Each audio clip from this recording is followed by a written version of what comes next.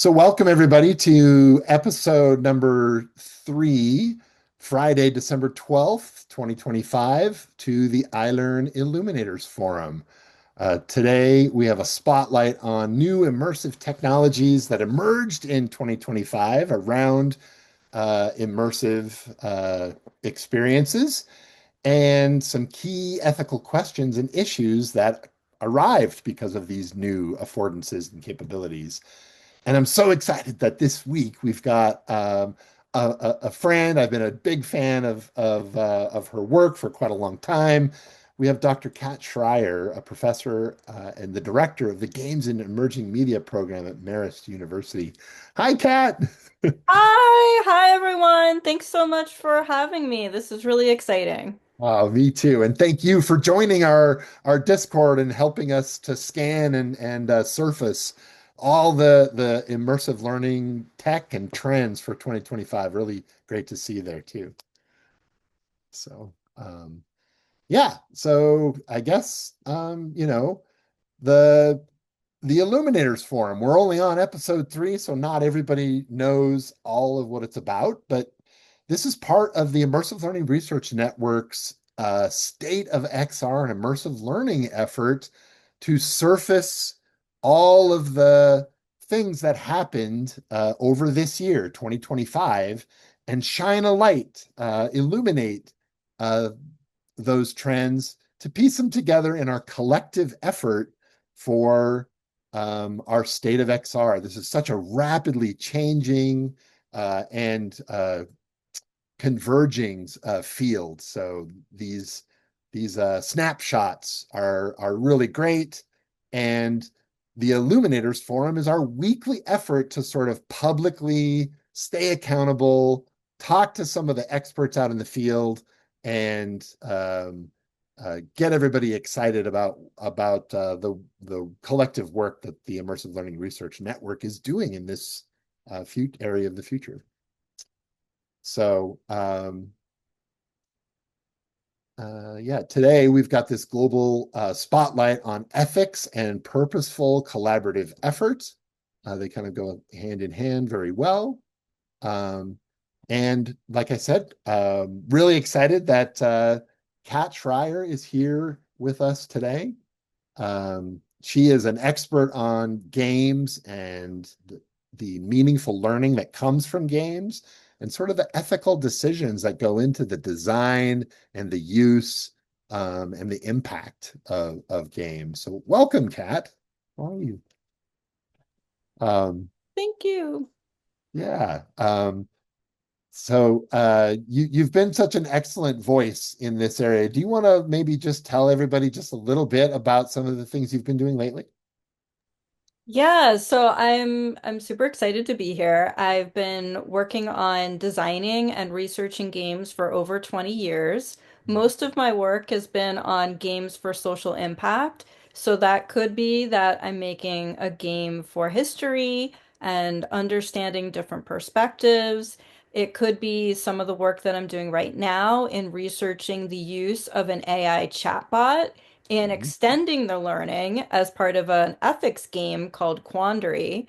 Mhm. Also, I've been doing research on immersive technology in the field of VR and games. So I've worked on a project related to that, and I'm happy to talk more about that as well. And I've also done a lot of work with bias in online game communities and what we can do to make more inclusive spaces in our games and other immersive tech. Wow, that is just, such a wide, meaningful range of issues that are being faced by designers and educators and people around the world using these immersive technologies. So I'm just, wow, so delighted to have you on our show today. We have lots of questions. Um, so those of you who are in our audience, please put questions in the chat and we'll try to get to those here afterwards. But like we normally do, I'll introduce my guest, we'll say hello, and then I'll do a quick scan of some of the things that have been happening on our State of XR platform. We use primarily Discord to engage our global group to work together to find what happened in this last year. So, um, yeah, just in terms of those new technologies, we're seeing, these ethical questions that are kind of emerging. Um, with new capabilities comes great more responsibilities, new responsibilities, right? To take a riff on Spider-Man. Um, but as that a lot of times a lot of people don't maybe think about that as you engage in these capabilities that allow you to immerse or embody, take the perspective of or learn, from being inside of a narrative that allows you to make meaningful choices and have agency, that those designs really are important in terms of shaping values and influencing not just what people notice or feel or prioritize, but ultimately kind of what they know. Um, Power and agency and consent become really big issues when you're looking at how immersive experiences are rolled out, because as these people engage in them, we can gather data, we can understand their narrative choices, we can look at how they participate in these things, and that data can be used in powerful, sometimes good, sometimes bad kinds of ways. And so the more that we deepen our engagement with immersion, the more we really need to wrestle with these ethical questions. Um, and then sort of the authenticity and the representation, whether it's photo real or simulated worlds that really engage people's emotions in ways that are really meaningful or impactful. We need to have questions about whose truth and whose voice and whose interpretation goes into these things. And we need to have these questions out loud. We need, as a community, I think, to develop this understanding, because it's not just so easy for anybody from any given position to really get their arms around them. So that's part of what the Illuminators Forum, as the light comes through the window, that's what the Illuminators Forum is about. Um, because as we'll see here in our quick scan of 2025, we're going from what were pilots and isolated pockets of immersive learning, and we're now starting to scale up, where you're getting universities or school systems or even whole countries or regions of the world that are starting to scale the use of immersive learning. And so these ethical choices are shifting from operational and becoming more about policy and becoming more about what is the process. And we really need to amplify our need to make these ethical choices. So I feel like this was an absolute must-have, and that's why it's so early on in our scan, is for us to surface these issues that are happening here. So in 2025, we had immersive technologies began to scale and shift from pilots into this operational systems. From we're integrating now more in a policy level or at an academic infrastructure level, and again, even interfacing with um, whole governments, as far as like the standards and the policies, and ethics is often either embraced or fully just kind of dismissed and looked over. So we're getting kind of this strange landscape. The McKinsey Group in 2025 included immersive technologies as one of the 13 major technology trends. And that's of significant importance in terms of looking at how all of these technologies, of course, AI is the one that's on the, tip of everybody's tongue and the first thing that people are drawing out of the holster in terms of the hype and the what's important in tech. But as we've said over and over, quoting Kent Bai, our friend from Voices of VR, that immersive experience technologies and AI have long been these sort of digital twins or digital siblings, not digital twins. They've been these digital siblings that when you get the advance in one, you see the advance in the other. And as you saw the advance in AI or see it rolling out, it's impacting immersive learning and immersive experiences and games concomitantly. So you're seeing the levels and the avatars and the worlds and the narratives and all of those things being massively impacted and entrained by AI. And as a result, you're getting immersive learning just growing by leaps and bounds. So it's crazy. And by immersive technologies, right, the kinds of technologies, the haptics, uh, smell-o-vision is probably just around the corner, right? Um, the different ways of being immersed is not just fixated on the eyes or an overlay on top of the world like augmented reality, but it's a whole array of different things. And we use this extended reality, XR, as sort of this umbrella term under which how these technologies um, broadly can engage our sensorial systems and our narrative systems and uh, our social systems. So one other trend that we found in our scanning on the State of XR Discord is the rise of these Gaussian splats and the use of them and integrating that into virtual reality. So being able to take these splats, high fidelity scenes that are rendered in real time with your mobile phone or with other kinds of heads up technologies that can be used on location is really changing the way that people playfully as well as meaningfully and play is meaningful. But having those things integrated into the creation space is just incredible. We actually tried it at the iLearn conference in Chicago to take some photos, some splats, um, some renderings of the Chicago area and upload those into our Frame VR. And we almost did it, and it was definitely feasible. It just the timing and coordinating that at a human level became a little bit much for us.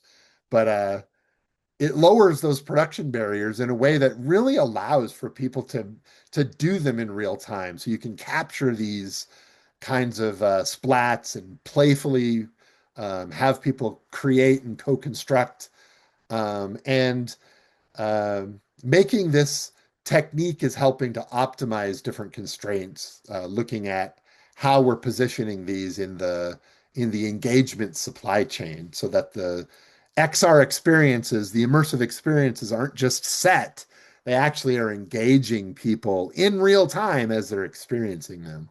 So it's pretty interesting and gameful actually. Um, and then the third, big kind of global thing that we're seeing, there was a 10-year meta-analysis or a meta-analysis on 10 years of self and co-regulated learning. The self and co-regulated learning is one of the branches of application for the Immersive Learning Research Network's knowledge tree. It's one of the main branches. Um, and the finding that self-regulated learning predicts achievement. So if you're able to regulate your own learning, you're able to, better achieve higher academic performance. That goes across the disciplines and across modalities, whether it's reading or writing or watching YouTube or experiencing and engaging technology. So um, that metacognition actually drives impact. Your ability to plan, reflect, and monitor your own thinking and your own progress actually matters more than the tools or more than the surface strategies that you're using. So, designers, pay attention because the design that you use in an online or an immersive environments is really important. It has to be intentionally structured and considered that learners can scaffold their own learning and how does that work in order for that to take effect. So that was a big meta-analysis that came out of Malaysia in 2025. And we think that that has pretty significant impacts on immersive learning design in general. Um, so, Kat, did you have any comments on these big issues, the Gaussian splats, the self-regulated learning, or that immersive technologies are one of the 13 major trends? What do you think?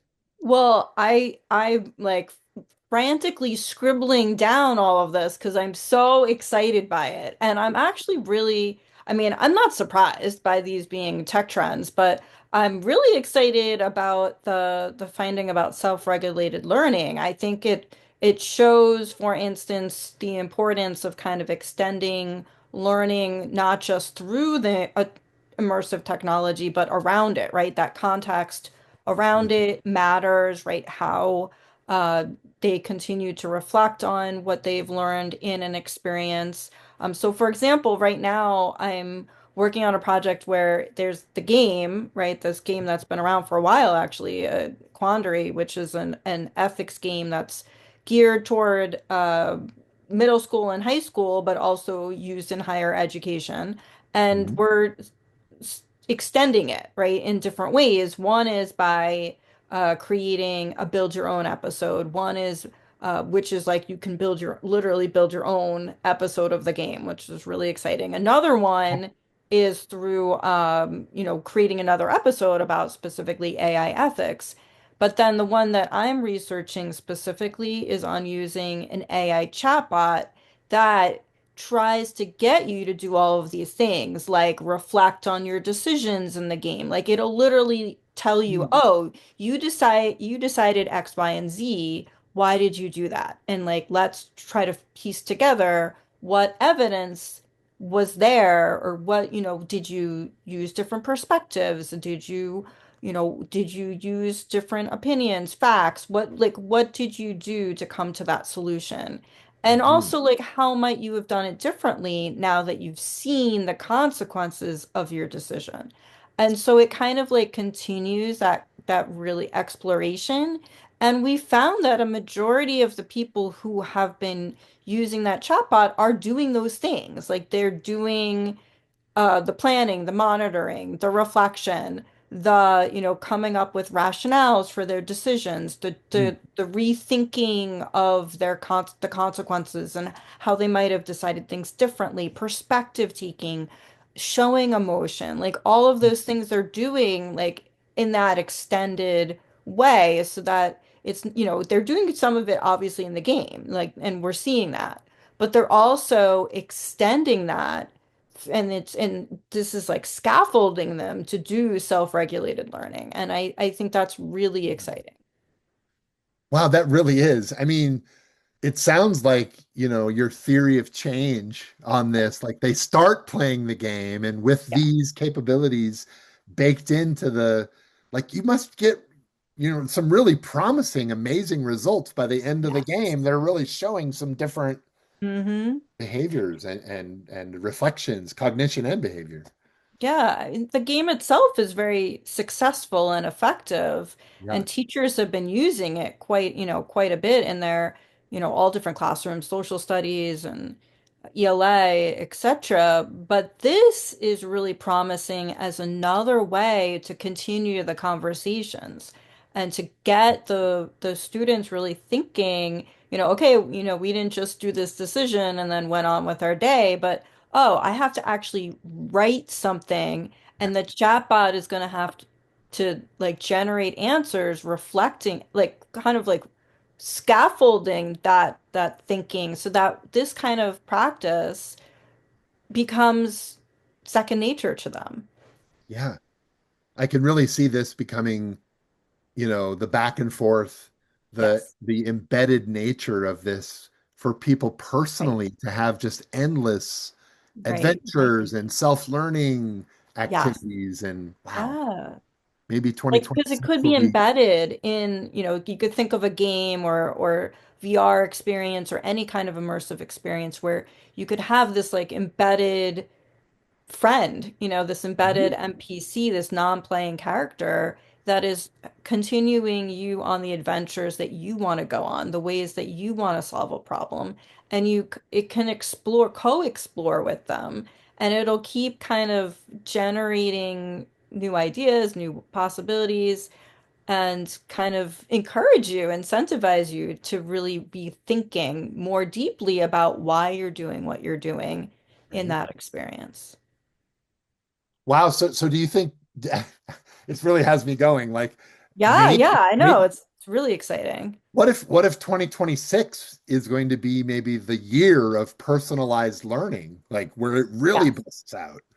Like we've been wanting to do that for a while. Like I used to work at Scholastic and there was always ways that we were trying to personalize learning. Yeah. And I run a company now actually on the side called Dream Interactive Design, and we're always finding ways to quickly and easily personalized learning so people feel like they're part of it, right? That Yeah. that this is the avatar they chose, the name they want, all of those kinds of things. But is there a way to, on the fly, maybe we create the story structure, the narrative structure, the Mhm. emotional beats, but could we automatically generate branches personalized to the person that really speak to them and what they want to learn? That, again, is still the structure that we've created, still has the resonance and the authenticity that we want, but maybe is generated in, adjusted, Yep. altered for different people and becomes a unique experience for them. Absolutely. Yeah, just like cybernetically customizing the Yeah. delivery of content based on input, reaction, emotion. So cool. Um, yeah, I think we could go out, we could stay on this Yes. topic alone for an hour. Easy. We definitely could, and would love to, if anybody out there has questions about that too, would love to chat more about it. Yeah. Yeah. And we've got, I think some time to keep going. We're not even at the half hour mark here, but maybe I could plow through some more of these findings from the recent scans that our team has been coming up with, and we can have more conversation. Um, there was sort of a finding from Germany that their professional pathways, that immersive media designer is a state recognized apprenticeship occupation under their vocational training policies, and this professional pathway is integrating into the country's dual vocational training framework that creates these direct pipelines for immersive media expertise within industries and creative sectors. And so, now that the government and standards and policy frameworks with, direct pipelines into jobs is starting to scale, there are some obvious ethical questions like, you know, workforce data rights. Who has, you know, as you're training up and into these supervised roles, who owns the data? Are you giving up your data to the state sanctioned interface? What about creative ownership? If you co-create something while you're inside of such a system and policy framework, um, do you own it, or does the government own it, or does the people who are putting on the contract own it? Uh, there's equitable access issues, in terms of maybe not everybody can take the training because they don't have access to the headset, or it wasn't designed for everybody with whatever abilities. So getting those vocational credits can then be available to those who can and those who cannot. Um, so yeah, there's just a whole. I know those our friends in Europe can probably answer these in ways that Kat and I cannot, being being here in North America in the United States. But yeah, what do you any comments on this perspective, Kat? Yeah, I mean, these are really good, these are like the big ethical questions of today, right? And they're not new questions, right? I mean, I remember asking these same exact questions 10 years ago when I wrote a book called Knowledge Games, where I was, Right. wondering about the privacy issues around data and um, if we're working together, even if with other humans, right? So my book on knowledge games was about like citizen science and how we might solve these uh, big real world problems. Like it could be understanding how an RNA molecule could be folded, or it could be understanding how we find peace in a region, right? Like if we all work together on that, right? Mhm. We could potentially solve a problem, maybe Mhm. even alongside technology, right? It could be alongside a game, it could be alongside AI, right? It could be alongside someone. But the question always emerged of, okay, well, if I'm going to be doing all of this thinking, this co-creating, who owns that? And is it problematic if I'm giving my data? Now, in some ways you might think, well, no, of course not. Like we're trying to cure cancer, or we're trying to, help with creating an RNA medicine, right? Like, Yeah. let's give that data away. Like we want to support the world. On the other hand, things get a little sticky. Like there was this one project actually in the UK, and it was, I think Cancer Research UK, and they created this game Mhm. where you had to basically like travel around in a spaceship, and depending on, you're trying to get somewhere, you're trying to get a lot of fuel to get there. And depending on where you go to get that fuel, it showed the discrepancies in data, cancer data that this organization had. And so, in other words, your gameplay was showing them irregularities in data that Yeah. could potentially help them in understanding breast cancer data better. So instead of having like this small little lab solving it, they opened it up to, hundreds and hundreds and thousands of people to play this game to help solve it. And they were able to solve this issue in 1 month or just a few months, which would have otherwise taken years and years. So you Oh think, yeah. let's do it. Like, let's do Right. it. Let's let's play this game to help solve breast cancer. But on the other hand, did the people who had breast cancer know that their data was now going to be put into a game? Right. Right. And is that how they were hoping their data would be? Would they want their data to be played?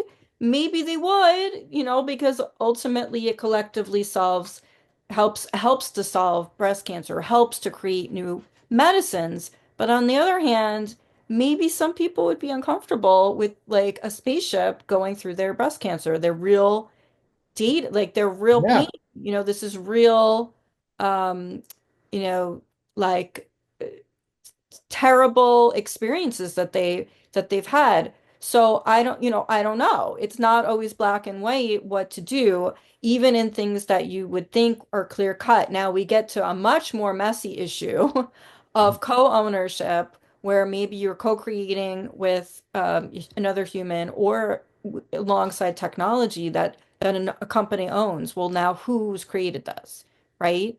Is it Right. the model that was created by a company, or is it the human that created it, or what, right? And so I think that it gets super sticky, and who's best to figure that out? Maybe humans, Mhm. hopefully humans. Yeah. But Yeah. if it's alongside again technology, that makes it even stickier, right? Mhm. So if we're using technology to figure out the ethics of our technology, it gets even messier. Yeah. Yeah, and with AI and the way that it works, it really at an algorithmic level, Yeah. it seems like there's not a lot we can do to not interact with the Right. technology at some level Right. to make decisions. And so, yeah, that make at these kind of stacked levels, the Yeah. personal level, the group level, the Yeah. anonymized data level, the governance and policy level, Right. that we need to weave somehow an Hmm. ethical frame or a strand through all of that in a way that we all can feel okay. You know, Hmm. we're not vulnerable, we're not exposed, we're not in danger. And then like I think about the governance level also. It gets messier because I went to Congress and I spoke to them, for instance, about, and this is in the US, right? So I spoke to them about some of the issues around technology, some of this messiness, right? Specifically, I talked to them about bias in online games. And I can tell you that most of them are very, should I say it, not aware Yeah, of some of the complexities that are happening. The law is definitely not caught up to right, the all the intricacies of technology and how humans use it. But even the people at the top who have the power to make those laws and to have those negotiations with each other, the discussions to figure it out, they may not be educated on what's happening, right? right, Maybe they have a grandchild who plays Roblox, or they might have some constituencies like corporations that are interested in some of this or stopping some of it. But by and large, they do not have the expertise, and we wouldn't even expect them to, right? no. So we have to find ways to communicate to them these kinds of issues so that they can properly help to govern it. Gosh, thank you so much. You said just like that is one of the things that I really want this Illuminators Forum and really the state of XR and immersive learning, because this change that's churning on the horizon, things that are emerging that are so completely different than anything we've dealt with before. So it isn't just old people that don't get it. It's Yeah. also experts in this field who are living it every day. Our world is changing. Like, Yeah, right. I mean, I'm an expert, but I'm only an expert in some of it, right? And like some of the research shows that sometimes experts aren't even the best at solving a problem. The best way to solve a problem is to work with a lot of different minds, different perspectives yeah, who might have some expertise, but maybe don't, and have like all different kinds of life experiences that you can build together a right? solution that works for everybody, That's right? right. So, and again, it is, and maybe the solution works today, but tomorrow it might not because things have changed and society's changed. And so to be continuing to reflect on that model, that Mhm. framework, that solution that we've come up with. Mhm. Uh, and technology can help with that. I mean, it could support that kind of Yeah, uh, but what it should be doing is supporting us so that we get together, humans get together to share our lived experiences with each other to make a better world, right? that's right. Technology should be not thinking for us, but helping us to think together. That's right. Yeah, well said. Thank you so much. Um, let's underscore that. Yeah. Uh, and the Immersive Learning Research Network is just one of many different kinds of organizations who are trying to affect that very kind of change, getting experts together to help make good decisions and help shine a light on these kinds of things and make policies or have conversations, probably before the policy, about what to do. Yeah. Um, yeah.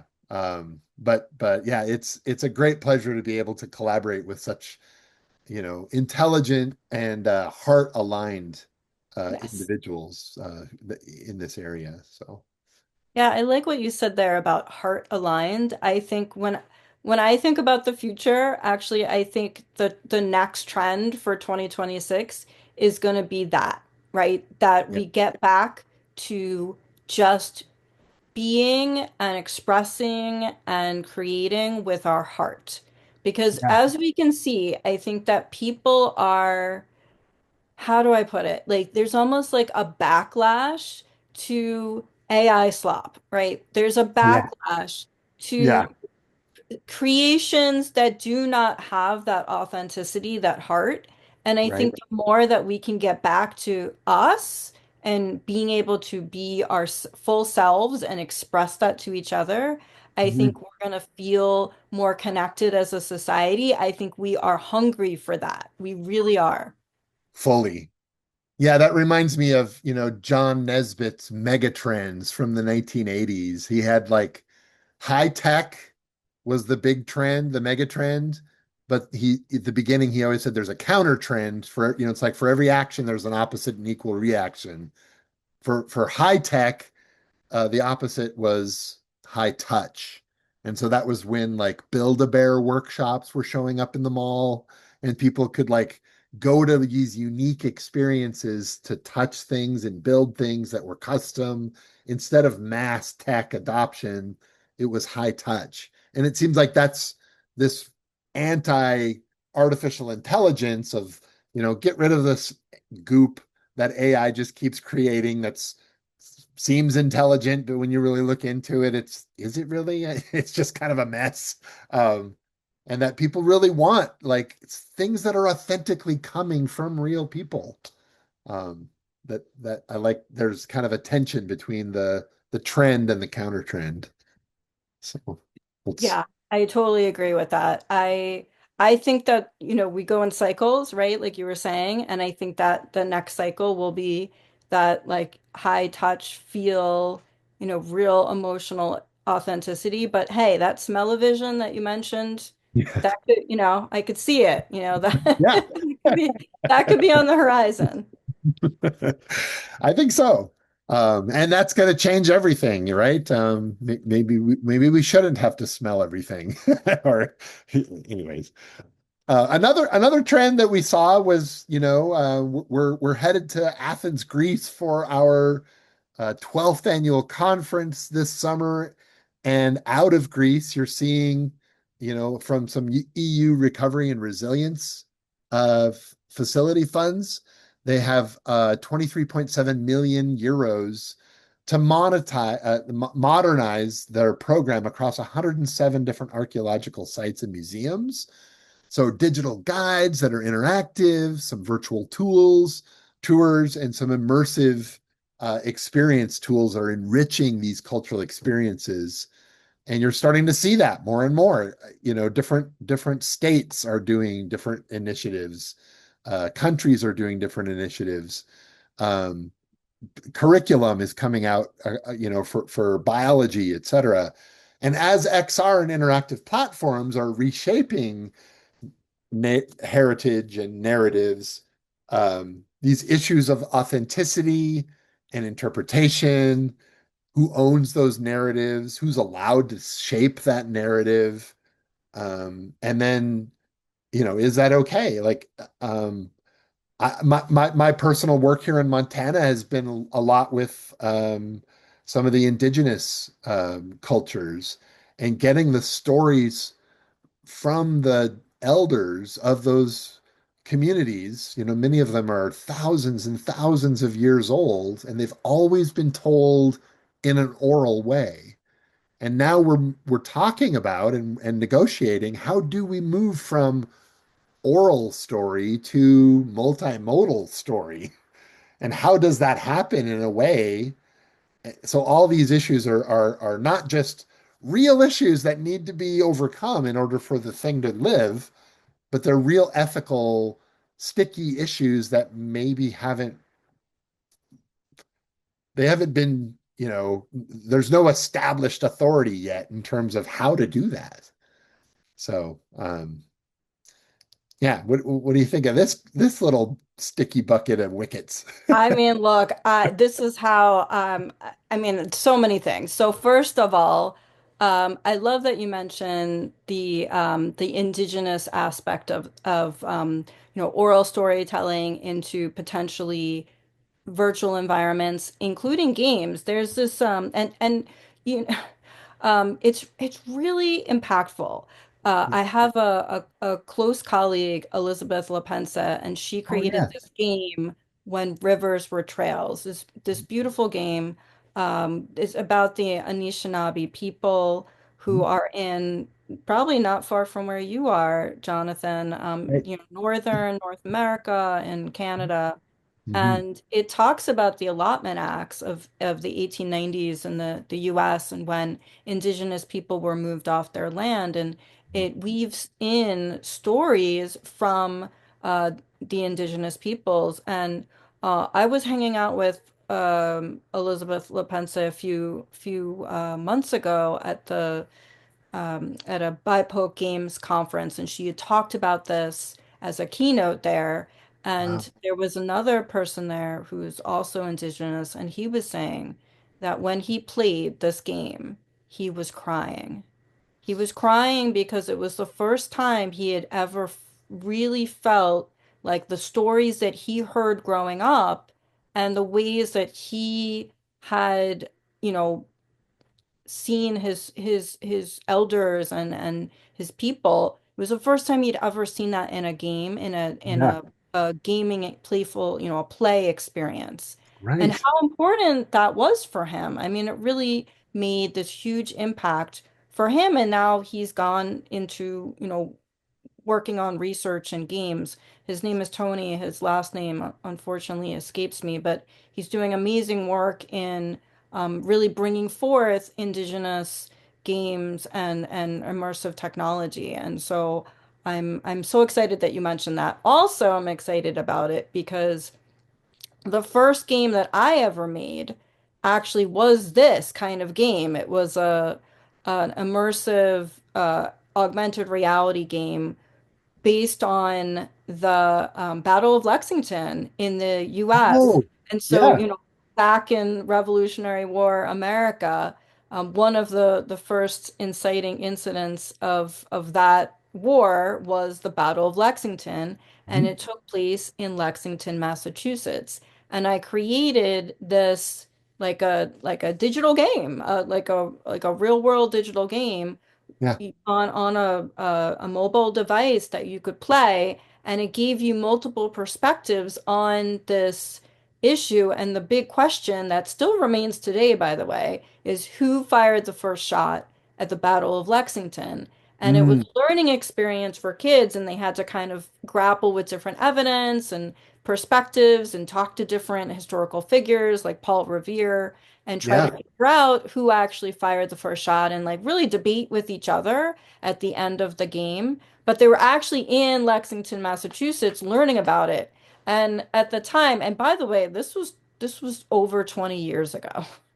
Okay, so this was decades ago that I did it. It was so long ago that I had to use a Palm Pilot phone, which I don't even know if they I had exist. one of those. Yeah. Right? And then it had a separate GPS device so that it literally you could kind of trigger the different people to be on the phone. Wow. Now GPS is integrated into phones, right? Great. Great. But at the time I had to actually click it into the Yeah. phone to make it work, and it worked back then, 2005, right? So this is great that now maybe it's finally getting its heyday that we're doing this, at scale. I know the Lexington Historical Society was like, "Oh, we want to use your game in perpetuity." And I was like, the technologies are like, even like one Right. month later, the technology already was so old that it couldn't run the game. It was like, it's amazing that now we have these experiences that are happening all over the world. Yeah. Well, and boy, there's so many issues therein, like, governments and schools and companies, they're investing in these things. And like you say, like sometimes a month later, they're already out of date and they've Yeah. invested. So I noticed, there are some places in the world that they don't have as much money and they're not as risk tolerant. They don't want to jump in first. They want to make sure that their investment is going to work out. And in this churn where the technology is changing so much and who knows when it's going to ever slow down, Yeah. how do you make the decision about when to go for it? Yeah, Um, that's true. Yeah, it's I'm working on another project, a VR one, and it's, you always have to worry, like, is this gonna still be okay? By time the 2 years that it takes to maybe right, make a game, or could take longer, is this technology gonna be accessible, right. um, by, t 2 years from now in 2027, 2028, and beyond. Yeah, I mean we're scanning just 2025 to get a snapshot of what happened Right. this year. Yeah. And next year could be so different from 2025 that it could completely blow the doors off of everything we're talking about. Yeah. So, Well, so the thing to do so that you don't have to worry about that is to make universal experiences that are about the humans mhm, and about our stories and about who we are, and then the technology that we use won't matter, right? You certainly want to design for the technology, but when you design, but the main gist of it, right? The heart of it should be you. It yeah, should be like the world around us, the lived world. And yeah. that will always persist. That will always connect with people. Mhm. It makes me think about like almost like a phenomenology of like looking at how people engage from the heart, from the brain, from the senses with good content. And if you can get a good snapshot of that, of course you're going to translate that into this technology or that technology. But if you're really good at sussing that Mhm. engagement, that interaction, that human experience, it sounds like is that a little bit like what you were saying? I think so. I mean, I think when I design, for instance, I'm always thinking about what is going to engage my audience, Yeah. what is going to matter to them, what's meaningful for them. And I go in with human questions. Like, people kind of sometimes think because, oh, you're a game designer, you Right. must be a tech person. Like, you Yeah. must be all about tech or hardware. And I'm like, I hardly want to plug something in. Like, I'm not, I'm not into the hardware. My Mhm. questions are simple. It's, what do people care about and what's going to help them learn? And the technology almost doesn't matter to me, because those questions that I we are weave through any whatever it is that I design, whether it's a VR game, whether it's an AI chatbot, whether it's an e-learning experience. I'm always thinking about humans, Mhm. and that, certainly humans change over time, but ultimately that's how I go into things. Yeah. I think that's really smart. I mean, I loved I can't remember that saying that, the human operating system is very old. It's, a couple million years old. And we learn and react and think based on that very old machinery. And if you can create according to that operating system, then you're in line with you'll get much closer to the kinds of engagements and learning that you're hoping for. So very, very Right? cool. Yeah.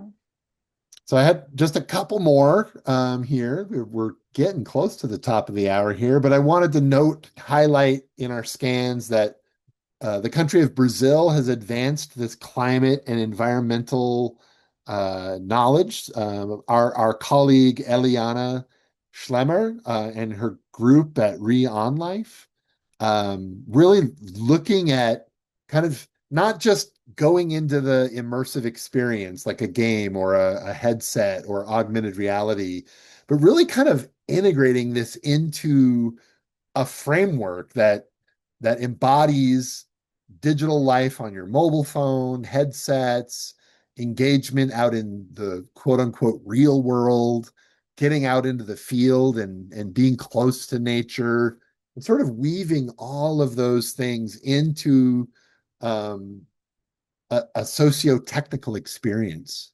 And I really wanted to highlight that because I'm really impressed with uh, Dr. Schlemmer and her work, as well as her team. But the way that this really helps people to understand their relationships and engage on a level, this sort of systems design seems to be really incredible. And of course, there's lots and lots of ethical decisions that have to be made when you're thinking about full systems design. But this seems to me to be an example of how ethics is doing it, like how people are designing using ethical frameworks in a very thoughtful, very practical, outcomes based, but super visionary kind of way. Um, I don't know. Have you checked out Re on Life and the work that they're doing in Brazil? I'm not. I haven't, but you have sold me on it. I am very excited. I am writing lots of notes about it.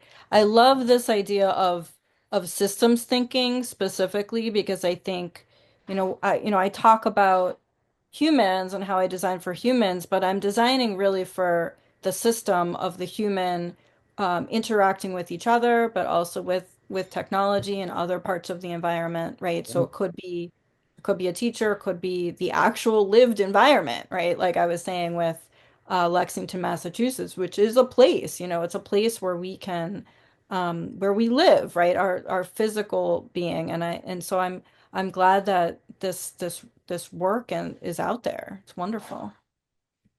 Yeah, I'm really happy to highlight its work, and I think we'll have Eliani and her team on a future episode. She's also joined us on our Discord, and I went. The more I've dug into this, the more I've been just incredibly impressed with it. So I thought it definitely deserved to be showcased. And that's kind of it for, the scan report. I had some broad level kind of discussion questions here, and I see in the chat that there are a few questions. Um, so, we can talk about, who should optimize immersive learning? How do we do it? Where do we draw the line between engagement and persuasion? How do we preserve learner agency as these kinds of systems for immersive experiences scale across institutions and governments? And then what should we do, Kat, right now? How should we work like to go forward to create the future we want? What should we do? So those are just some big, broad questions. Take any or all. It's up to you. Wow. I mean, the first thing is to maybe like breathe. Yeah. Breathe, right? Thank Like you. Thank you. take a moment Right. because I think, and I do this too, I'm like rush, rush, rush, do, do, do.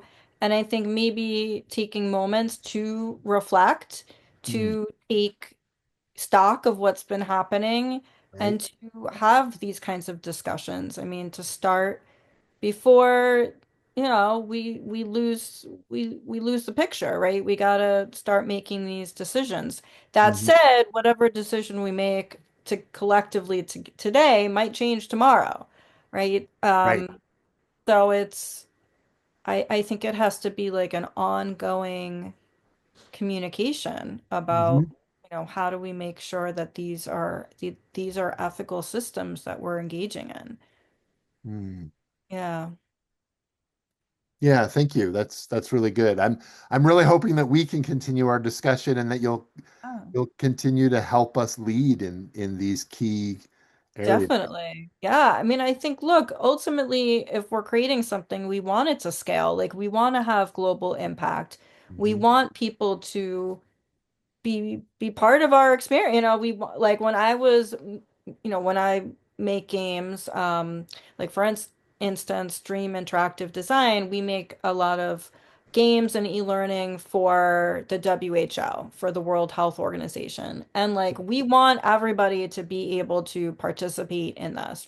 If we make um, an online game about hand hygiene, we want people from wherever it is in the world to be able to access it no matter what kind of bandwidth they have, Hmm. no matter what kind of um, resources, institutional support they have.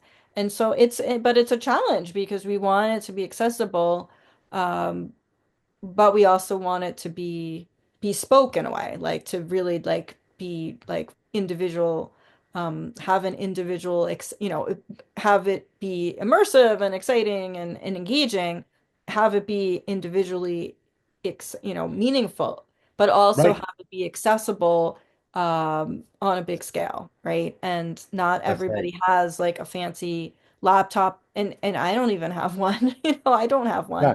be able to run some of these kinds of technologies. And Right. so it is something that I'm always thinking of, like, well, does it have to be having all the bells and whistles? Could there be other ways to make it scalable so that everybody can participate? And maybe immersive means that everybody is at the table, that everybody That's right. has access, and not necessarily that everybody has the full polished, exciting, bells and whistles that we all want, we think we want, but maybe we don't need. Right. There's that, the digital divide is still as much of Yeah, a real issue as ever. And that, exactly. iLearn has tried to make some tough choices in terms of what making things extremely accessible and are global, in fact, so that people from other parts of the world can participate, and having that be a priority over more intensive, Yeah. immersive experiences that are only available on certain kinds of higher end technologies. Right. And so, like, for instance, when I created this hand hygiene game, which is amazing. I mean, it's awesome. It's got aliens and it's immersive. But I was playtesting it with someone who was in the Caribbean, and it Right. took him an hour, a whole hour just of us just waiting there for it to load. Whereas on my computer, it takes, no more than 10 seconds. And Right. so that really spoke to me as like, you know what? Maybe from now on, I'm making 2D games that can be on a mobile device, any kind of device that is just straightforward, simple animations, has the accessibility features that we need, and Mhm. that might have bigger impact. And so my company right now, we're focusing on these like more like almost like low tech, um, but also meaningful, Yep. caring, authentic kinds of experiences that are Totally. still immersive, but are not using these um, high-tech bells and whistles that you might think of, like, beautiful 3D models and graphics and things like that. It's Right. 2D, and that makes it a lot easier for when we test in sub-Saharan Africa or we're testing in the Caribbean. It's smooth, it flows, people can access it.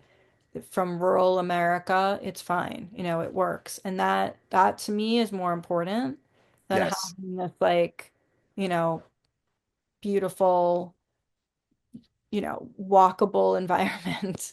Right. Yeah. Yeah, Sharuna Savikete has been helping iLearn lead in terms of these accessibility and a framework for how we can create accessibility, and sort of talking about these trade-offs that you make in terms of the, high fidelity design versus making them able to be accessed by people with different abilities or different capabilities in terms of being able to just get to it. Um, Right. yeah, those ethical decisions I think are going to be ongoing, and we didn't really talk or touch on that really too much, although here at the end we kind of did.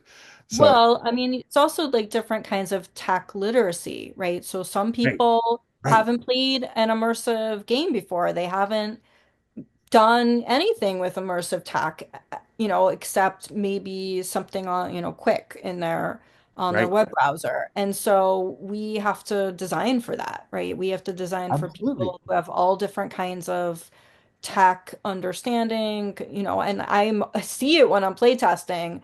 Like there was one time when, you think that this user interface is going to work for people, but it totally doesn't work for someone who, we happen to playtest with, and it changed Yeah, the entire paradigm because we realized that this isn't how a person in this particular region of the world thinks, and we have to design for them. And it ultimately made the experience better for everybody because we yes, made it more accessible for yeah. even when you make something accessible for one, it ends up being more accessible for all. And it informs that expert design team in terms of getting outside of just your bubble and thinking Right. about how other people engage with those experiences. I worked with the beginning of my career in the earlier 2000s was with the Federal Office of Special Education Programs and creating technologies that worked for a specific kind of students with learning disabilities Right. always, not always, but often spelled dividends for everyone. And Exactly. I I mean, think really about believe closed that, captioning, like right? closed captioning on television. Yeah, Like I know I, everybody I, benefits. everyone benefits. I use it all the time. Totally, I'm, same. I can't watch a show without it. Yeah, Um, and it's really helpful. I mean, it's so helpful for everyone, right? So, yeah, it's exactly these things, these are ways that we don't think about all the time because we're in our own heads, right? But once we right. start to step outside ourselves, we start to see how we can shape things to be better for everyone. That's right. That's right. Good discussion. Um, Unfortunately, we are a little bit over time already, and I wanted to give a plug for everyone. Our conference dates for our 12th annual conference are coming up in June. We'll have our online and in XR conference June 14th and 15th.